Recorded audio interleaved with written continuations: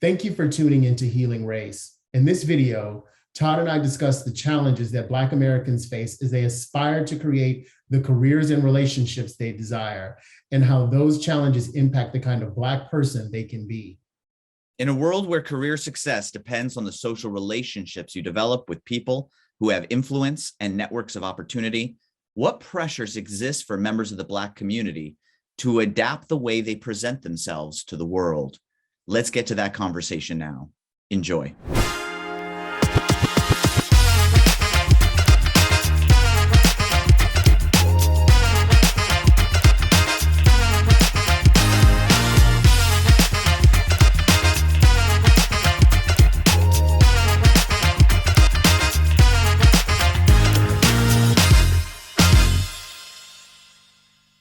What motivated you to feel like you had to adjust who you were? What did you think wouldn't happen if you didn't adjust who you were? Why did you not feel like, okay, well, you know, whoever's rebuffing me, like, okay, they don't get me, but someone will get me, right? Like, what? Can you take me into understanding, like, what, I guess, with regard to race relations or being in a one and few environment and being in a new environment, let's say socioeconomically, I'm trying to understand what that experience is, like what the pressures are that moved you to feel like you had to present, as you say, in a certain way that was different from who you know, how you felt you would normally present personally and culturally.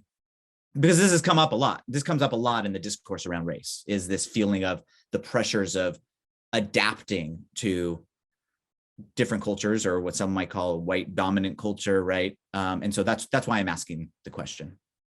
Does that make sense at all? I don't know. Okay. Can you help me understand? Like, what are the pressures that move you to feel like you have to adapt in that way?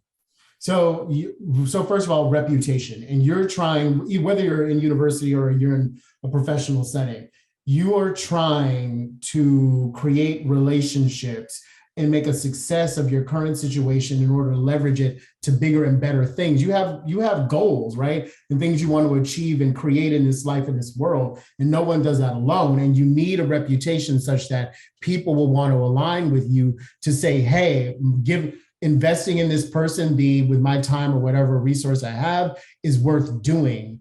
And that all starts with how you present, right? Like, if you go to a cocktail party and you just are completely, you just are outside the rules of engagement, how many people there, and especially if you know that, hey, some of these people in this room could really help me leverage, you are gonna find out, what do I need to do? How do I need to present in order to make a success of this situation?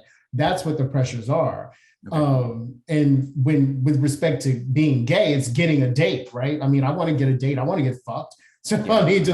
I need to learn how to present myself so that gay men want to date me and fuck me.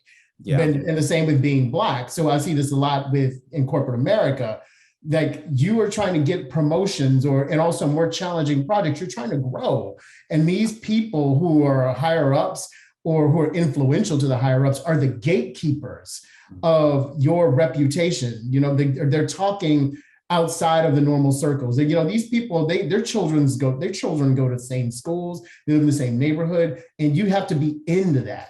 If you're not plugged into that network or have a sponsor who's plugged into that network, you willing to expend capital, political capital on your behalf, it's very challenging. And all that starts with how you present. Like, it's crucial. It's the cornerstone of, at least in US life, of doing well.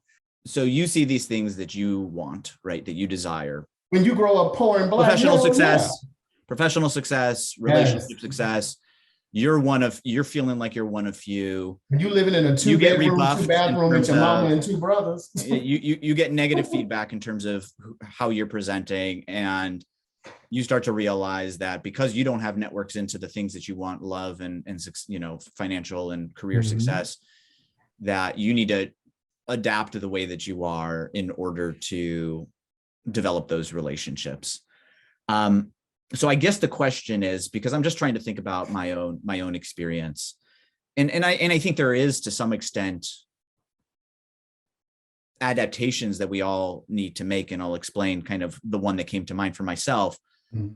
But what I think I hear you saying as well, and tell me if I'm incorrect in this, is that some people grow up in places where they learn the kinds of norms They do that will already prepare them. enable integrating into these, and taking Todd, advantage of these networks. And you just felt like it didn't come naturally to you. And so you felt pressure to learn it. Is that what you're expressing?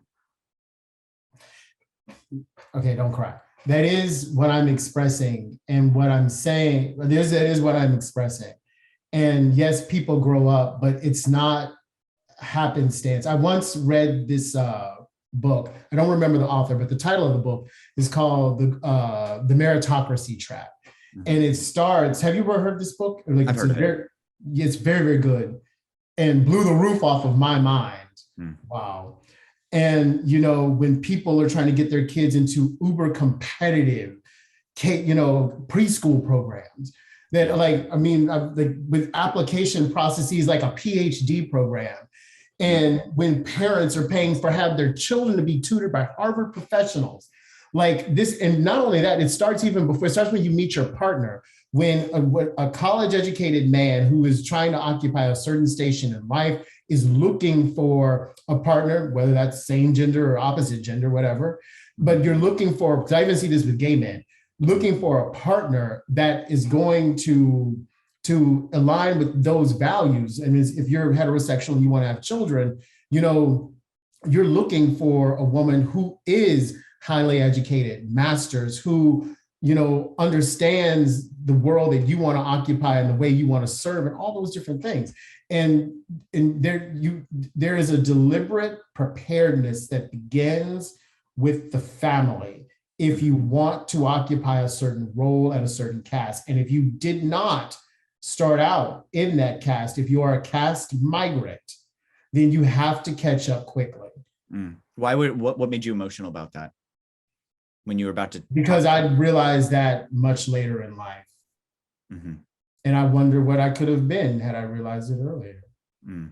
So we'll see. I'm not dead yet, but it's just like, you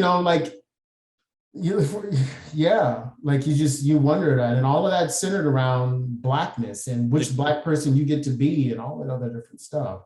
You've never been called ghetto. Have you even heard the term? Yeah, of course I've heard that, but of course, which means tacky, uneducated, all sorts of, negative things, right? And don't get me wrong, I've used it. A lot of Black people have used it about one another, about life in general, like all sorts of things. But that's what we have to, as Black professionals, as Black individuals in the United States, that's what we have to combat against. How do I show these, like, let's say corporate America, how do I show these white managers that, I'm worthy of being on a project, I'm worthy of being promoted to partner, senior manager, et cetera, that they should take my ideas, so that all starts with your hairstyle, with your dress, with your cadence of speech, with the verbiage that you use, how you craft a PowerPoint. Like, we are being judged on such minute things. Like, I'm sorry, I'm surprised most Black people don't have strokes, because there's just so much you have to take into consideration. And that's from a professional perspective, why I brought up entrepreneurship. Because hell, when you own your own stuff, you can do it your way. Yeah. People get tired of that rat race, and it's just, you feel constantly judged.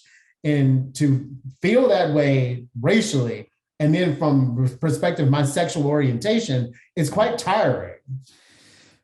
So being called ghetto, that's an example of being rebuffed. Yeah, even in your own, and don't get me wrong, because I've used that word, so I'm not innocent. But even in your own community, that an example is like what may seem quote unquote ghetto or tacky to one person just may be the rules of engagement in the environment back where you come from. Yeah. But yeah. Yeah. It seems on the, maybe we're not all living in the same reality. Like you pointed out. It seems like do you still feel the pressure of these expectations? I ask that because when you say what you could have been, when I think of who Andre is and who Andre has become and what you've achieved, I think success. Because you're sweet and you're just looking at me as a success as a person.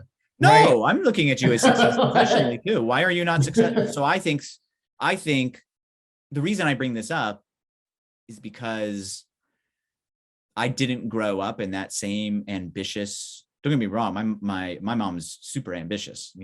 She had to be, being a female doctor at the time that she started becoming a female doctor. I don't know if I shared this previously, but she took a trip to Russia, where my grandmother was from. She was in particular the Ukraine part of it. And she saw how they lived there, and it changed her life. That was, as you put, a seminal moment where she said, wow, like life could be like this, like really hard. I better make something of myself. And so she had crazy ambition, right, for herself and her family. And I actually don't, but it didn't rub off on me at all. And so you when ever I talk to her about that, and maybe the evolution she went through and her journey in life, right, into medicine, this very dominated field, and learning the rules of engagement around male doctors, and like that's what I'm talking about. It's very similar to what you're sharing. Yeah, so you that's what I'm making the connection, is you feel very similar, it sounds like, in this kind of change of where you came from to where you're going. And yeah, my mom has, insatiable in some ways, or at least had ambition. And that's, I guess maybe that's where I can understand why you feel emotional about it. Because my original instinct was, why do you feel sad looking back at what you could become? I feel like you are a success, but it sounds like you still feel that pressure to do more and do better. Yes, I do. And so I was just wanting to know where that emotion came from. I'm trying to where it comes from. That helped me, by the way, like understand a lot. Thank you. Now it makes me, it really, it gives me a sense of your trajectory from what you described, where you came from and where you want to go, and what your college experience was like. I'm trying to understand the relation of race to this. If you could just, I don't know, share with me a bit, because I'm trying to think because when you're Black, people don't expect that you can do shit. That's where race comes from. Sometimes your own people. So you're constantly, even when you're rich and Black, having to prove yourself. Because when you're Black, you have to understand, now I'm becoming really Southern. Baby, you have to understand, people think the worst things about us. The worst things. And some people don't even believe we even fit to walk this planet. So you have to be beyond the best to show what you can deliver in this life. What does it look like for someone to show that sentiment to you? Like, where did you, or how did you get that message that was the case? Is this something I'm trying to get a sense of what it's kind of similar to the conversation we had around threat of physical harm. I'm trying to get a sense, is this something you picked up through people sharing this with you, that this was the case? Is this something you picked up from the pop culture, or is this something that you've had spoken to you in some way, or where a message was given to you in an interaction, professionally or personally? I picked it up in two ways.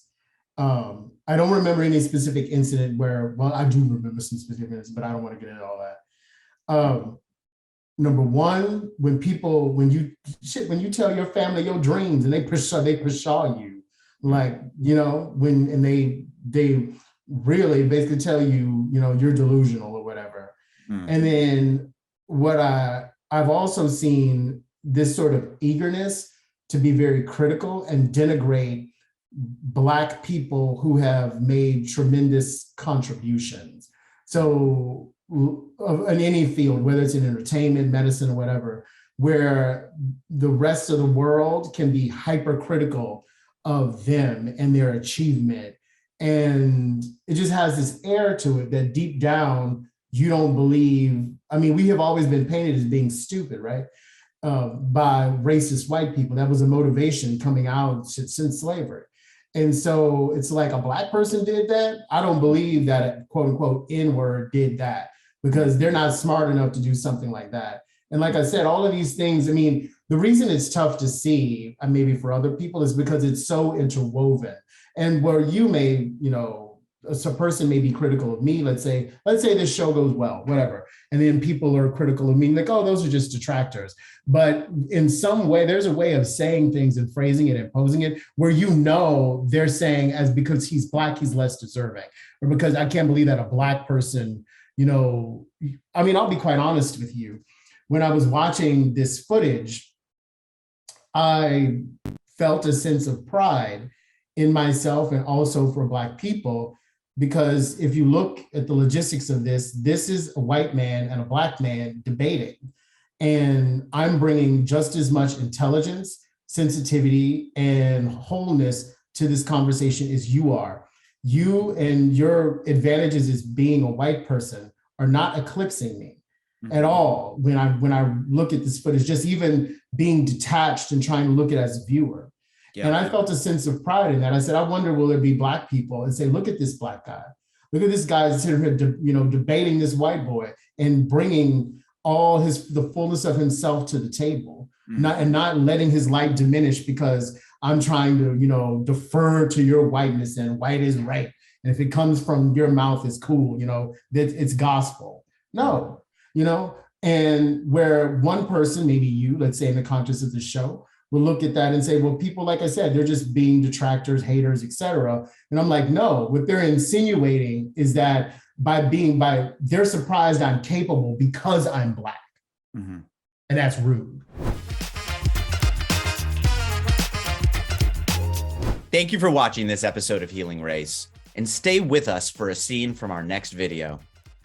If you want to see more conversations like the one you just watched, please subscribe to our channel, share this video with friends and family, and like and comment on the video below.